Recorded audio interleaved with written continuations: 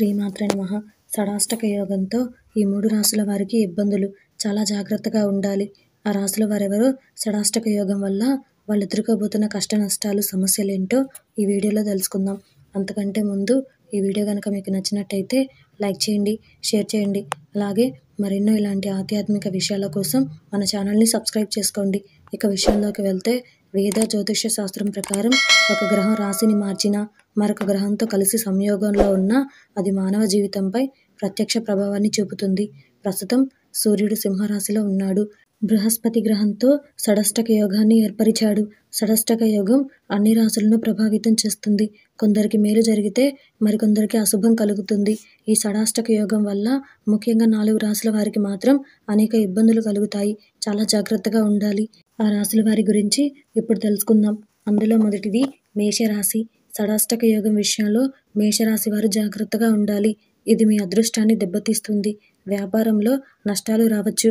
వ్యాపారంలో కొత్త ఒప్పందాలు చేసుకోకపోవడమే బెటర్. ఈ సమయంలో షేర్ మార్కెట్, జూదంలో డబ్బు పెట్టుబడి పెట్టకూడదు.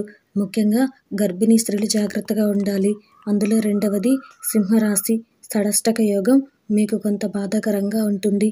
మీపై శని 3వ దృష్టి ఉంటుంది. అందువల్ల మీకు కాలేయ, ఉదర మరియు గ్యాస్ట్రిక్కి సంబంధించిన కొన్ని సమస్యలు ఉండవచ్చు. ఆరోగ్యం విషయంలో జాగ్రత్తగా ఉండాలి. అలాగే గర్భిణీ స్త్రీలు మరియు వ్యాపారస్తులు కూడా జాగ్రత్తగా ఉండాలి. అందులో మూడవది కన్యా రాశి. షడాష్టక యోగం ఏర్పడడం వల్ల కొన్ని ఇబ్బందులు ఎదుర్కోవాల్సి వస్తుంది. జీవిత భాగస్వామితో విభేదాలు రావచ్చు.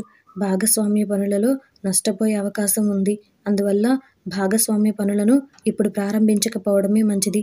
మీరు రాజకీయాల్లో చురుకుగా ఉంటే ఈ సమయం కొంత ప్రతికూలంగా ఉంటుంది. అందులో నాలుగవది మకర రాశి. మకర రాశి వారు కూడా జాగ్రత్తగా ఉండాలి. సూర్య భగవానుడు సంచార జాతకం నుంచి మరణ స్థానంలో కూర్చున్నందున తమ్ముడు, నాన్నతో కలిసి ఏ పని చేయకూడదు. ఆరోగ్యాన్ని జాగ్రత్తగా చూసుకోవాలి. వ్యాపార లావాదేవీల్లో ఆచితూచి నిర్ణయం తీసుకోవాలి. లేదంటే మోసపోయే ప్రమాదం ఉంది.